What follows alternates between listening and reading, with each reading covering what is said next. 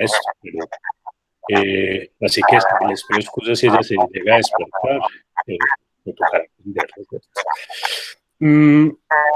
Quisiera empezar con un antecedente de esta conferencia, de cómo nació, y fue que por allá el año pasado, cuando la AMS invitó al doctor Sebastián González de Uruguay a unirse a las conferencias de ese congreso, me propuso él que hiciéramos un taller sobre uso profesional de redes sociales.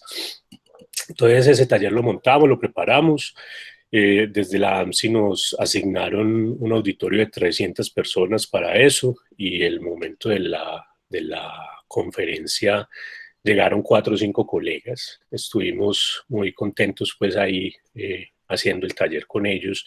Pero lo más llamativo de eso es que por Twitter en ese momento nos siguieron muchísimas más personas que las que estaban eh, activas o presentes en el auditorio. Entonces es como para que se hagan una idea del impacto que pueden tener este tipo de cosas.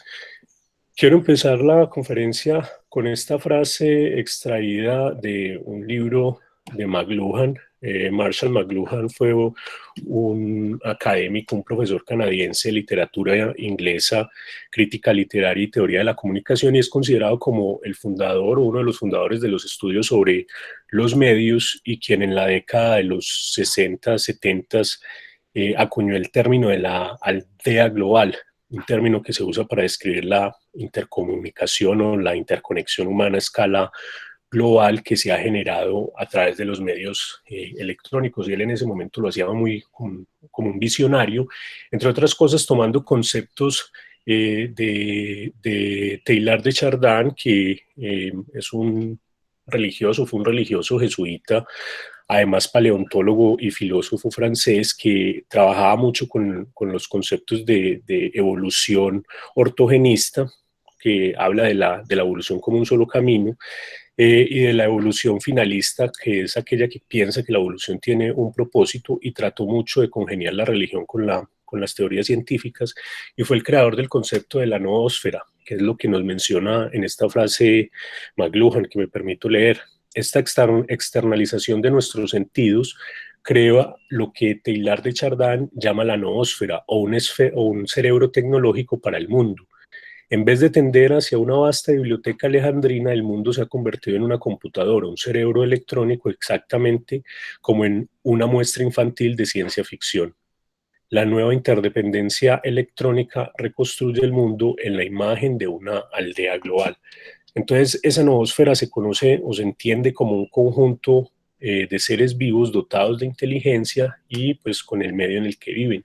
Y eso es lo que estamos viendo últimamente, y últimamente me refiero de unas décadas para acá, esa gran interconexión humana que vemos. Debo declarar que no tengo ningún conflicto de interés con este tipo de conferencias, solo el que me asiste como profesor y como asistencial en hospitales. Esta será la agenda en la que nos moveremos, tratando de entender un contexto y ver en qué nos puede servir en cada uno de los puntos que vemos ahí, y al final a dar algunos lineamientos de ventajas y desventajas de esto. Ustedes van a ver mucho en las redes sociales un concepto que se llama el hashtag, que es esto que vemos acá. Es una palabra precedida por el símbolo numeral, y es un término que se incorporó inclusive en el diccionario de Oxford por allá por 2014, donde hace referencia a que el hashtag es una palabra que se utiliza en las redes sociales, en algunas aplicaciones, principalmente en Twitter, Facebook y algunas Instagram y demás, buscando buscando que el término que se utiliza se vincule con otros asociados para abrir discusiones. Este hashtag que les traigo aquí, el de SoMe, es social media, y es lo que hace referencia a todos los medios que podemos utilizar. Miren la historia de la creación o el advenimiento de muchos medios que nos han servido para la comunicación. Facebook, por allá en el 2004, YouTube, por allá en el 2005, en el 2006, Twitter, y de ahí en adelante una serie de aplicaciones que muchos ni conocemos ni usamos, que ni hemos escuchado, pero que inundan pues todas las plataformas, y eso que esta línea temporal solo llega hasta 2016 y de ahí en adelante probablemente muchas más, y han creado este concepto de la evolución humana hacia la pantalla. Desde el punto de vista médico, que es lo que nos ocupa, se pueden tener muchos tipos de medios de comunicación masivo para informarnos. Uno de los que más fuerza tiene y en el que más me voy a centrar por ser usuario es los micrositios como Twitter, pero también hay otros en los cuales cada vez se incursiona más en la práctica médica. Los blogs, que son muy importantes a la hora de distribución de información un poco más grande. Estos se llaman micro sitios porque básicamente tienen un espacio reducido. Hasta hace unos años Twitter tenía 140 caracteres, ya se ha ampliado a 280, pero se tiene que transmitir una idea corta. Ahorita vemos algo de la anatomía de un tweet. Las plataformas que sirven como interconexión profesional, como esta que vemos acá, o para búsqueda de información en lo que se llaman los crowdsource o medios abiertos o de colaboración abierta, como Wikipedia o todas las wiki pues, de información que se van construyendo con la colaboración de varias personas. También para transmitir o compartir imágenes, videos, o lo que se usa mucho para trabajo colaborativo, el Dropbox o el Google Drive, en el cual las personas van subiendo la información y trabajan en tiempo real en un solo documento. Y en fin, todas estas, les recomiendo los artículos que van saliendo ahí si quieren profundizar para entender cómo estos medios sociales se han ido distribuyendo en la práctica clínica. Acá en este artículo de una revista de cardiología daban unos tips generales para que esos medios sociales lleven a que se construya una buena intercomunicación entre todas las instituciones para poder lograr que se dé un buen enganche si usted quiere ser un influenciador individual o si quiere ser un influenciador como organización, que usar bien los hashtags, incorporar videos, usar los abstracts visuales y tener muchas precauciones que vamos a ir hablando a lo largo de la conferencia para no cometer errores pues como graves en este tipo de diseminación. Entonces, entrando en materia, para la educación continuada, es decir, para nuestra actualización permanente, las redes sociales se han convertido en una buena fuente de búsqueda y de acceso oportuna, muchas veces, la mayoría de las veces veraz, si sabemos dónde buscarlo, porque también se puede encontrar sitios donde los fake nos jueguen malas pasadas. Uno se puede vincular a los journals de interés a través de estas redes sociales para las alertas, y eso obviamente logra una mayor cobertura y diseminación, sobre todo usando los hashtags que les mencionaba. Este de PECS, de pediatría y cuidado intensivo, es muy usado para cuando se transmite alguna información relativa a este medio. Eso va a ir agrupándose ahí, o a través de los abstracts visuales, y ni que hablar de la fuerza que ha tomado el sitio de SciHub, donde podemos ingresar fácilmente gracias a Alexandra Albaquian, que liberó una gran cantidad de textos, de papers en los cuales podemos bajarlos fácilmente. Yo creo que no hay ninguno de nosotros que no haya accedido a algún texto a través de este sitio, que según como se vea puede ser o pirata o ser salvador, de quien lo hable. Recuerden que acá, llamo la atención, acá dice para remover todas las barreras en el camino a la ciencia, y es como el concepto de la democratización. Miren cómo acá en este par de tweets vamos a hacer como a reconocer la anatomía. Por ejemplo, nos hacía referencia a un artículo de nuestro colega Jaime Fernández de Bogotá, que se publicó junto con el doctor Carcillo sobre endotelio. Y miren, uno encuentra pues como el nombre de la institución, su avatar, dentro del abstract y se ve el usuario, que es el que uno debe usar si quiere referenciar a ese usuario dentro del tweet, y los diferentes hashtags que quiere hacer referencia, además de un enlace que lleva al documento. O, por ejemplo, este de la revista de Cuidado Crítico, donde nos dicen el último número está al aire y usted puede entrar de una vez a la revista y mirar el índice, y acá obviamente los hashtags con los principales temas que se están tratando en el interior de ese nuevo número. Obviamente uno entra a la revista, probablemente no tenga acceso desde ahí, va después a Sci-Hub y hace la magia pues de ir buscando lo que necesita.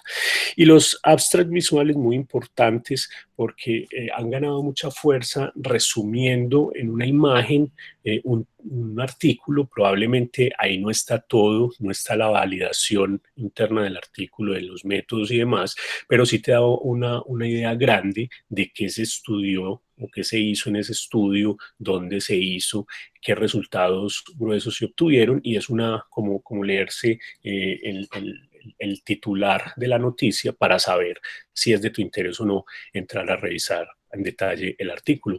Inclusive se han usado estos abstracts visuales para hacer comparaciones entre dos estudios. El año pasado se publicaba de estos dos estudios comparando fenitoína y levetiracetam, unos en Australia, Nueva Zelanda, y otro en el Reino Unido, y hacían la comparación de los dos estudios. Rápidamente uno se hace una idea de lo que pasó o de lo que se encontró. Y pues obviamente hoy en día con el advenimiento de la pandemia se ha liberado mucha información. Acá la revista pues pediátrica de medicina crítica nos llama la atención sobre eso, cómo se deja libre una gran cantidad de información COVID, y acá los diferentes enlaces para eso y los hashtags que se han venido utilizando. Y también se puede enterar uno de eventos. Recuerden que siendo así, pues como trágicos estaríamos en estos momentos muchos de nosotros en México comiendo tacos y tomando tequila, perdón, en el Congreso viendo las conferencias que ya se aplazaron pues supuestamente para estas fechas. Con eso también llama la atención sobre la posibilidad de participar en eventos sin estar ahí. Como les mencioné yo en ese pequeño taller que hicimos Sebastián y yo, de la AMSI no había mucha gente presencial, pero muchos siguieron a través de los hashtags que iba tuiteando Sebastián en ese momento. Entonces logra también una discusión en tiempo real, mayor cobertura e impacto.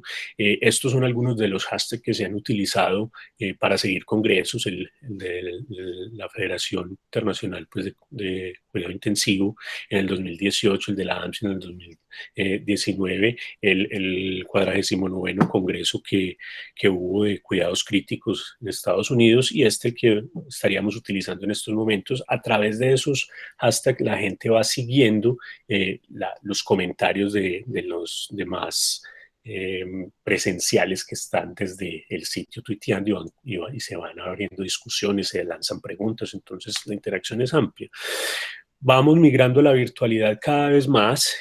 Yo recuerdo mucho en el 2018, cuando nada de esto era tan masivo, asistir al segundo Congreso Internacional de Sepsis organizado por la Global Sepsis Alliance, que tiene su sede en Berlín, y que probablemente si se hubiera hecho presencial, pues una de las sedes hubiera sido Europa. Piensen en lo que nos cuesta a nosotros asistir a un congreso en Estados Unidos, en Europa. Este era completamente virtual, gratuito además.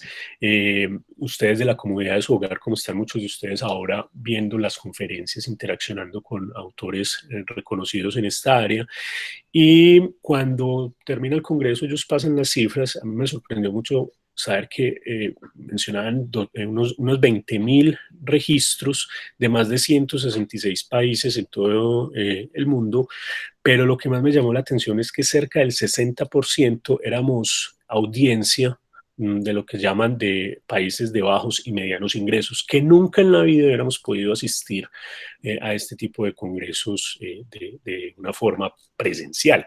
Entonces se abre la pregunta, ¿será que vamos a migrar a eso?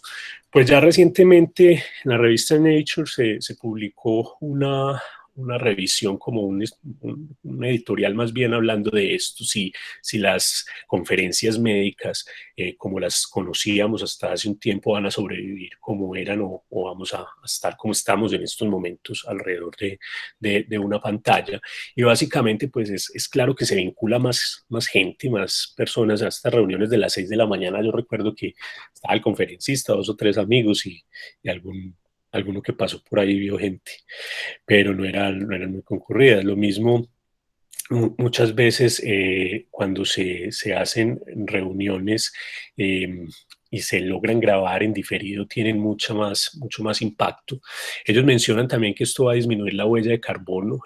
Los vuelos transatlánticos pues tienen una carga alta de este concepto. Se ahorra en gastos logísticos, sin lugar a dudas, se economiza en tiempo y dinero. Se logra para muchas personas que por sus actividades, sus responsabilidades no pueden viajar, estar también en el evento. Pero la duda será si el impacto académico es el mismo. Algunos siguen pensando que la virtualidad no lo va a reemplazar todo, porque la interacción humana está basada en eso, en la interacción face to face y estar pues lejos a través de una pantalla no es lo ideal. Además que nos perdemos algo de la interacción con los autores o con el expositor que siempre se presenta en este tipo de eventos, entonces el tiempo nos lo dirá. Creería yo que vamos a ir migrando más a algo combinado, donde haya eventos que seguirán siendo presenciales, pero en mucho menor número, y permitirán la virtualidad también en una buena proporción. También se amplían las redes académicas y investigación, es muy fácil, todo está en un tweet. Usted básicamente puede contactar a un autor fácilmente a través de estas redes y puede retroalimentar lo que está viendo pasando con los autores fácilmente. Se crea un concepto muy interesante que son las discusiones de casos clínicos a través de las redes, los foros de discusión y los blogs, tomando este concepto, el FOAM o el FOAMED, el hashtag que básicamente nos habla de esto, como un acceso abierto y libre a la educación médica, educación para todos, en cualquier sitio, en cualquier momento. Y el fundador o uno de los grandes impulsores de este concepto es el emergenciólogo ya retirado John Lex, que por allá en una conferencia en el 2012 decía algo muy interesante, y es que si usted quiere conocer cómo se practicaba la medicina hace 5 años, le hace un libro. Si usted quisiera saber cómo se practicaba hace 2 años, le hace una revista. Si quiere saber cómo se practica en estos momentos, vaya a una buena conferencia, pero si usted quiere saber cómo se va a practicar en el futuro, escuchen los corredores y use el hashtag FOAM, es decir, comparta la información, y esto ha tomado mucha fuerza y es, digamos, como el concepto de la democratización. Ninguno de nosotros cuando busca información lo está buscando pues como para ganar plata o para hacerse famoso, básicamente es para seguir ayudando en la atención de pacientes y somos medio raros sacándole gusto muchas veces a sacrificar tiempo en lectura de este tipo de situaciones. De eso habla el concepto de FOAM. Los blogs muy socorridos últimamente es básicamente un sitio más amplio donde se pueden publicar textos más extensos. Este de PumpCrit es muy socorrido. El doctor Farkas publica unas entradas muy interesantes ahí de muchos temas. Les comparto el de la red donde hemos estado dándole continuidad a varios conceptos y hablar de esto de lo colaborativo y dar voz a muchas especialidades o disciplinas que trabajan con nosotros. Y lo que les hablaba de las discusiones de casos clínicos, este colega, el doctor Canaris, de ascendencia griega, publica semanalmente un quiz, se llama el quiz de los viernes, donde presenta un caso clínico. A veces hay que familiarizarse con las abreviaturas, a veces da lidia entender qué se está transmitiendo, pero en los hilos de la discusión va entendiendo uno, te presentan un caso clínico con algunas imágenes y algunas cosas adicionales y posteriormente lo va desarrollando. Hace poco también presentó uno muy interesante sobre discusión de lactato versus salino en falla renal y te va llevando por ese hilo y una nueva forma pues como de hacer una discusión alrededor de un tema. Y obviamente las revistas están muy comprometidas en la difusión de este tipo de situaciones y han creado unos staff que llaman, en este caso, los embajadores de las redes sociales alrededor del mundo. Acá dos conocidos de nuestros en el chat de guardia, el doctor Miguel Rodríguez y Sebastián, y muchos otros pues que alrededor del mundo hacen toda la discusión y ayudan a la difusión y al impacto de lo que esto hace. Son muchas las revistas que uno podría vincular, que ya casi todas tienen algún micrositio de estos o en difusión, principalmente por Twitter. Ahí vemos como las principales de nuestra área, pero personas de otras disciplinas van a encontrar lo suyo también porque esto se masificó fuertemente. La recomendación es vincularse y empezar a navegar en este medio para acceder a la información, no solamente pues como les digo en Twitter, sino también en Instagram y en Facebook se pueden encontrar sitios de las diferentes revistas. La doctora Sapna de Estados Unidos, del Johns Hopkins, es una de las grandes abanderadas desde el medio pediátrico y referente también en redes en el mundo. Publicó hace poco este tweet donde menciona como los profesionales y colegas o instituciones que utilizan el hashtag PETSIQ para seguirnos entre todos, digamos, y conocer más de esta comunidad y compartir información. Por otro lado, cuando algunos que somos docentes tenemos personal a cargo en formación, también se nos crean nuevos retos a la hora de, en situaciones como esta, poder dar un seminario o atender una conferencia de alguno de los residentes. Todos en nuestros celulares con toda seguridad ya tenemos una carpetica que se llama comunicación, conferencias, con todos estos iconos ahí para poder asistir a todo lo que últimamente nos ha traído esta nueva situación. Y esos retos también implican manejar esa avalancha de información que llega. Si nos centramos solamente en el COVID-19, en los últimos 4 meses, la infinidad de artículos que llegan no dan tiempo de filtrarlos todos. Y uno de los retos grandes, y miren este artículo que interesante, hablando como de la tutoría en la generación de los millennials, que plantea unos retos importantes porque son personas con unos conocimientos distintos alrededor de la tecnología a los que muchos de nosotros tenemos, que ha llevado a que irrumpa la tecnología en la práctica clínica y a que llevemos al ocaso del memorismo. Yo recuerdo mucho en mi internado, por allá en medicina interna, cuando empezaron a tomar fuerza las Palm, los dispositivos Palm, con eso pues ya me calcularon la edad. Varios de nosotros teníamos, de los internos teníamos este dispositivo y compartíamos información ahí, buscábamos tablitas y más de una vez me gané regaños de mis profesores de medicina interna porque no me sabía los criterios del AIDO, porque no tenía claros todos los criterios del lupus, sino que iba a buscarlos en una tablita. Eso ya no es un problema, ya tenemos claro que el memorismo no es lo importante, tenemos que rescatar más bien el pensamiento crítico y es lo que se busca con este tipo de cosas, las tablas, las clasificaciones, los scores, todo se puede buscar en algún momento. Probablemente lo único que tenemos que tener muy claro de memoria son los medicamentos y los algoritmos en reanimación, pero de resto todo nos puede dar algo de tiempo. Tenemos cada vez más info disponible y menos tiempo para revisarla, entonces con eso hay que tratar de estructurar y hacer un aprendizaje conjunto, guiado, acompañado de una forma crítica y basado en problemas. Y con esto resalto un gran esfuerzo que se ha hecho desde el grupo de cuidado intensivo de Bogotá, en la cabeza de los profesores de las diferentes instituciones.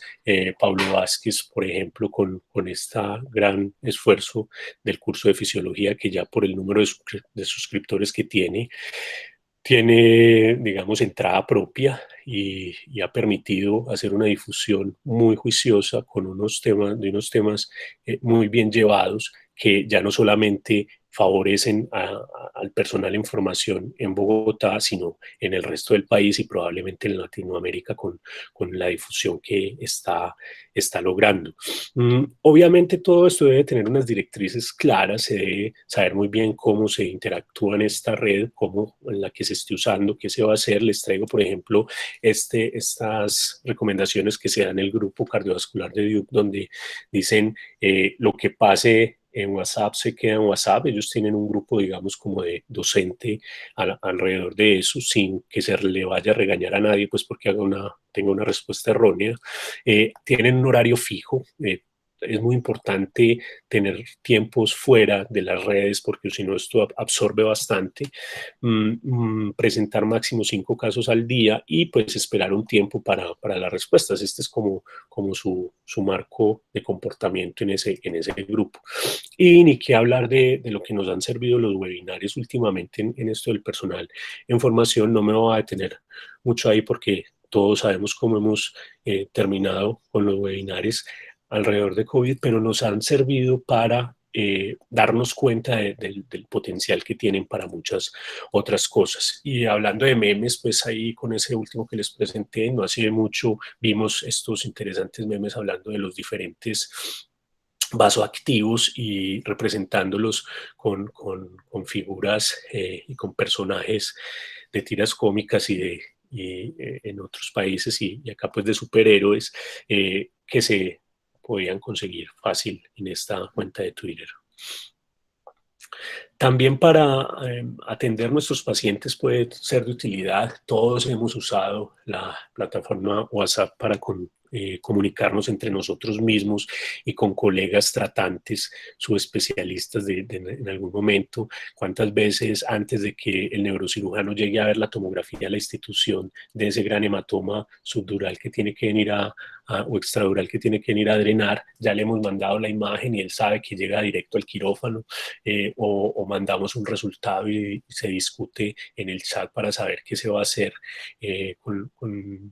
con el paciente? Todo eso son uso de las herramientas de redes sociales que todos hemos hecho en algún momento para facilitar nuestra práctica. Obviamente debemos tener mucho cuidado con la privacidad de los datos de los pacientes. Muchas veces se comparten ahí imágenes que pueden ser sensibles y objeto de demandas y demás.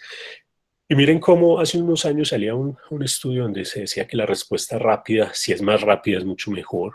En esta activación de los equipos de respuesta rápida que tomaban un tiempo para llegar a resolver la situación, se empezó a instaurar el FaceTime de Apple para que el equipo que estaba cerca al paciente le mostrara al equipo de respuesta rápida que estaba pasando y eso mejoró mucho los tiempos de respuesta, disminuyéndolos casi a la mitad. Entonces son la forma de usar ese tipo de asistencias fácil. Nos puede servir para direccionar a las familias. Porque si nosotros buscamos en las redes, las familias sí que lo saben hacer también y van a buscar y probablemente van a encontrar información útil o van a encontrar información que los puede confundir aún más. Entonces, si direccionamos a las familias, ¿dónde puede ser que encuentren una información acertada de lo que está pasando con su enfermedad? Eso puede ser muy beneficioso para el grupo tratante. Y pues obviamente vincularse con grupos de apoyo de pacientes y familias para, sobre todo, muy útiles en enfermedades crónicas. También se ha usado para hacer difusión masiva de campañas o programas que buscan un interés comunitario. Por ejemplo, la Global Sepsis Alliance difunde como esta infografía sobre los síntomas de la sepsis y cómo reconocer rápidamente la sepsis en todos los idiomas. Se puede bajar desde una plataforma y compartirse. Y hace un tiempo también, cuando teníamos todos esos problemas que vamos a ver aún más con la vacunación, pues se pasaba info por redes para los pacientes y sus familias entendieran la necesidad de ciertas intervenciones. En investigación, pues obviamente si para la parte de educación continuada es útil las redes sociales, pues obviamente de ahí se pega también la investigación en su fundamento o en la fundamentación pues de los conceptos. Pero aquí me quiero referir a la colaboración en investigación, donde las redes sociales nos van a ser útiles no solamente en las fases de diseño, sino para ampliar el alcance y la vinculación. Y dos ejemplos cercanos de la red donde los estudios Bacon y Cake han ganado en vinculación gracias a la difusión que se ha logrado hacer a través de las redes sociales. Antes, pues probablemente a través de mail se iban vinculando las instituciones, pero no es lo mismo la inmediatez que nos dan estas nuevas tecnologías, pues nuevas, muy entre comillas, porque como ven ya llevan algunos años. Y obviamente, una vez se tienen los resultados de los estudios, la diseminación de los mismos alcanza mayor dimensión.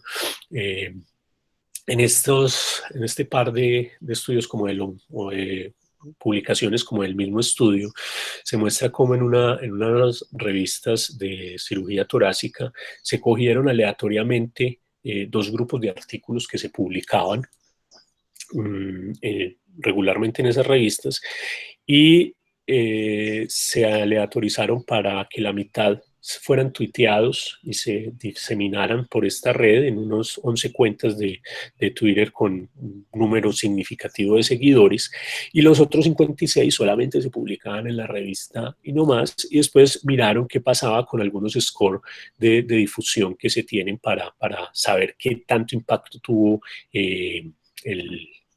la diseminación del artículo, y se vio como los que se tuiteaban versus los que no tenían mucho mayor impacto en difusión, llegaban, digamos, a más gente, enganchaban más gente, y con eso probablemente la visualización de la investigación, que es lo que todo investigador quiere a la hora de publicar sus hallazgos, va a ser mucho más contundente. Estos son pues estudios muy recientes que muestran ya algo de la contundencia de estas plataformas. Entonces, son muchas las ventajas que uno le puede empezar a ver a estas herramientas. La notificación y difusión que se logra pues es mucho más amplia. Tenemos acceso a información que probablemente queramos en una forma más sintética, porque no la vamos a revisar toda, no tenemos el tiempo. Entonces, a través de infogramas, podcasts, diferentes editoriales, videos, podemos ir entendiendo el concepto. A mí me gusta mucho esta porque uno, cuando se forma en un solo sitio, desafortunadamente coge las mañas de ese sitio y de esa región donde está formándose. Cuando logra salir a alguna otra parte, se da cuenta que todos hacemos medicina de diferentes formas y a los pacientes les va. Probablemente no es la única forma de hacer la que usted conoce, y por eso les traigo esta frase de una contraalmirante norteamericana que fue pionera en las comunicaciones militares y en muchos códigos pues, militares, que menciona que la frase más peligrosa que uno puede escuchar en el lenguaje es: aquí siempre lo hemos hecho así, y ponerle lo que sigue, y nos ha ido bien. Entonces esas cosas pues no caben mucho en ciencia, y aproximarse a las realidades de otros países sin salir es una de las grandes ventajas de las redes. Usted entiende cómo trabajar en otros sitios a través de lo que se comparte. Poder interaccionar en tiempo real, como mencionamos, con otros actores, y crear redes de trabajo que cada vez se hacen más masivas y se comunican entre ellas para dinamizar la forma como accedemos al conocimiento. Como todo, hay desventajas, me gusta más llamarlos como retos, ojo con los fake que se encuentran en todo y hay que saberlos reconocer y tratar de darles validez interna, a ver que realmente si esa información es válida o no. Se le critica mucho a las redes la marcada carga de opinión que han tenido hasta este momento, con poca generación, pero eso ha ido cambiando y en las mismas redes ya cada vez se genera más conocimiento, no tan masivo como el que se hace, por ejemplo, a través de journals y demás, pero sí va tomando fuerza. Sin lugar a dudas, tenemos que focalizar y planear el tiempo. Uno se puede eh, perder en las redes sociales y perder el contacto humano, como llaman.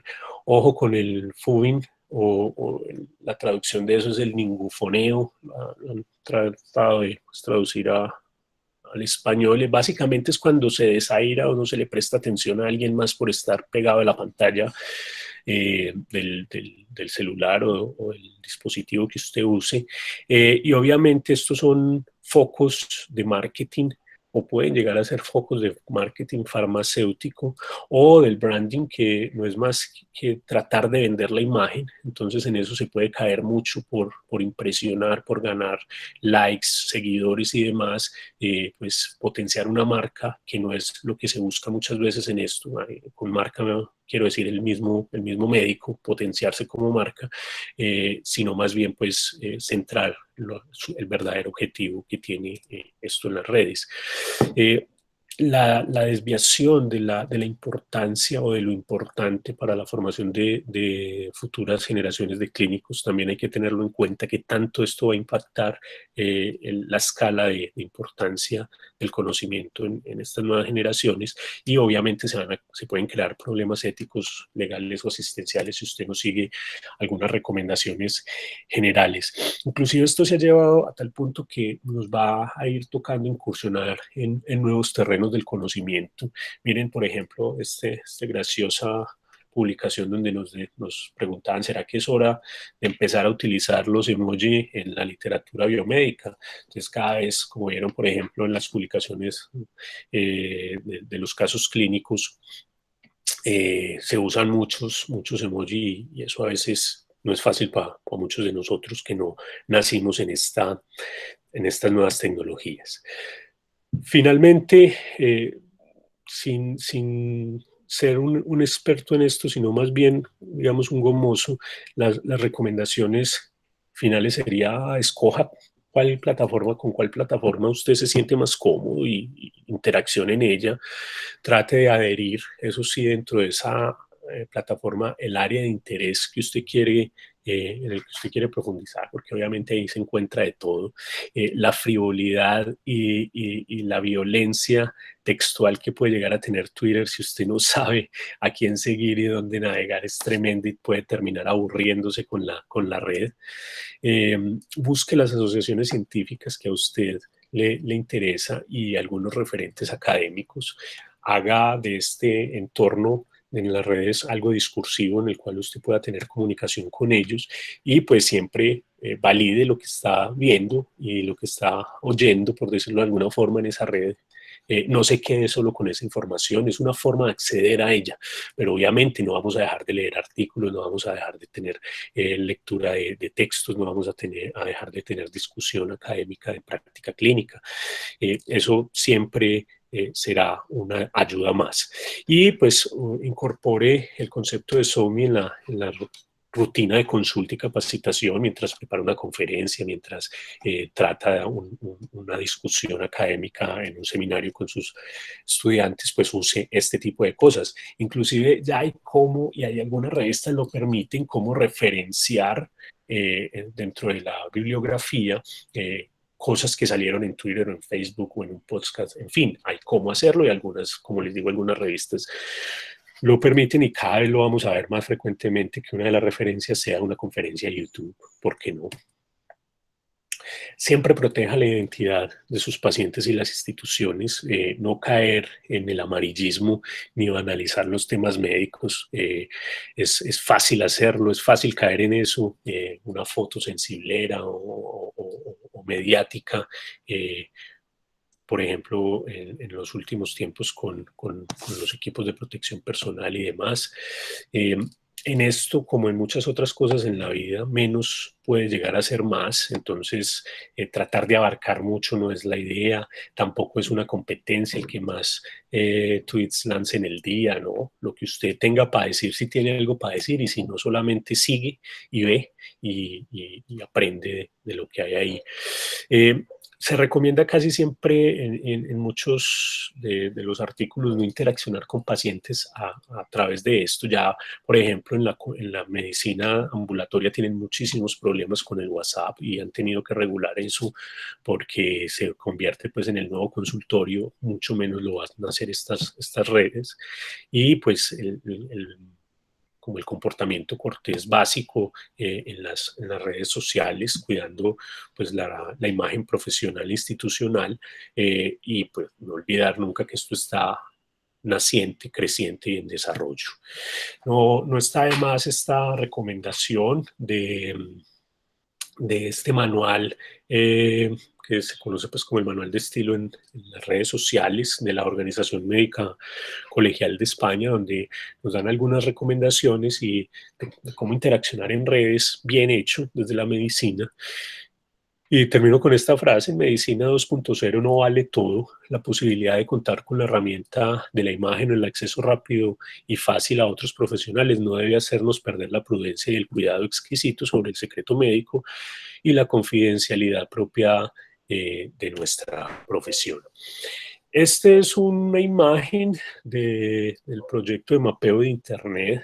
Esto es, digamos, como el globo terráqueo, y cada uno, aquí nos amplían un poquito cada una de las IP de redes grandes que están interaccionando. Esto es la aldea global, a esto se refería McLuhan. Esta es la noósfera, a esto se refería Taylor de Chardin cuando decía que cada vez los humanos estamos más interconectados y que básicamente estamos siendo un gran cerebro tecnológico en nuestra práctica diaria, y obviamente los clínicos no estamos lejos de eso. Muchas gracias por escucharme y abrimos la discusión. Byron. Juanca, muchas gracias. Excelente, excelente como siempre. Yo en lo personal pienso que esto de los medios sociales o los social media nos ha permitido difundir una información de una manera mucho más fácil y poder acceder a ella también, ¿no? El mejor ejemplo es todo lo que hemos logrado en los últimos meses con todo esto de la pandemia. Creo que lo ha hecho más exponencial todo el favor que nos pueden hacer los medios sociales para poder acceder a la información buena y no buena. Como dices tú, creo que lo importante es saber qué seguir, cómo tomar la información, y obviamente nunca está dejando de un lado lo que es seguir la lectura crítica, ¿no? Seguir con lo que hemos hecho siempre en los avances de la literatura. Gracias, Juanca, muchas gracias y excelente como siempre. No sé quién quiera pedir la palabra, los micrófonos están abiertos para cualquier persona.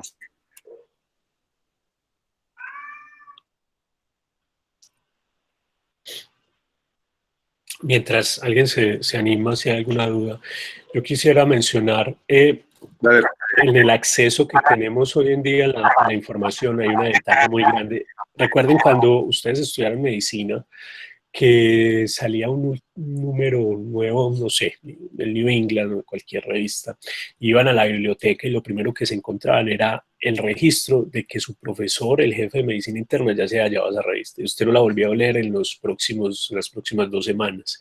Si mucho, algún residente lograba sacarla de la oficina y hacerle unas fotocopias y se distribuía. Hoy en día sale un artículo y ya todo el mundo lo puede tener, ya no es la primicia tener el artículo, ya lo importante es entender qué hay alrededor de ese artículo y hacerle la crítica necesaria del conocimiento. Entonces, esta, digamos, democratización del acceso a la info ha tenido un impacto grandísimo porque se han obviamente impactado esas escalas de valor que se tenían hace unos tiempos para mi gusto en forma errónea.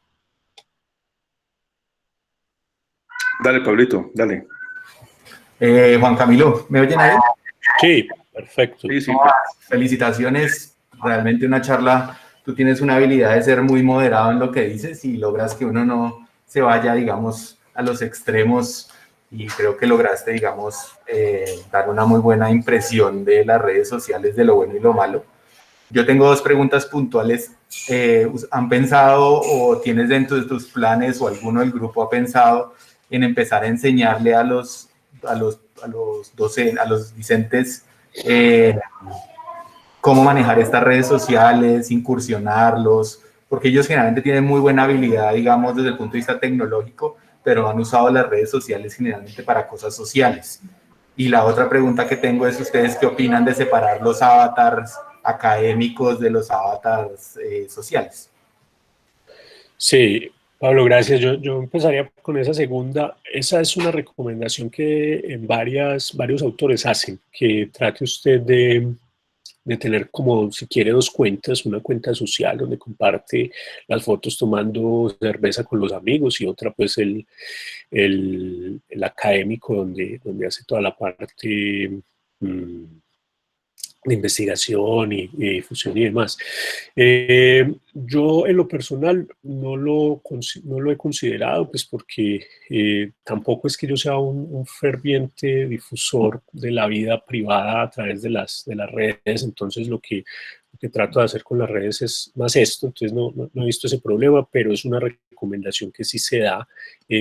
Todos conocemos historias de lo que se puede llegar a usar en su contra en algún momento de lo que se publica en las redes. Entonces, pues, la idea es, si no es necesario, piénselo dos veces antes de publicar lo que quiere hacer.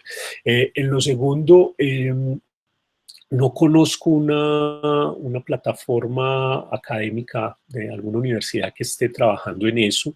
La de Antioquia últimamente ha venido impulsando mucho, sobre todo los medios digitales para la transmisión del conocimiento en conferencias. Yo, por ejemplo, los seminarios que hacía con los residentes en forma presencial, con hojitas, dibujitos y tocando el respirador y no sé qué, pues ya me tocó, como la palabra de moda, reinventarme y buscar en las redes aplicaciones de simulación de ventilación, el transmitir a través de la pantalla y tratar de dibujar con el mouse, que si soy bruto dibujando con la mano, pues ni les cuento. Entonces, todas esas cosas sí se han tratado de hacer, y probablemente va a llegar el momento en que, en la medida en que todas las instituciones tengan pues una cuenta institucional de difusión y los profes se vinculen a eso, va a tocar que haya un seminario alrededor de cómo usar responsablemente las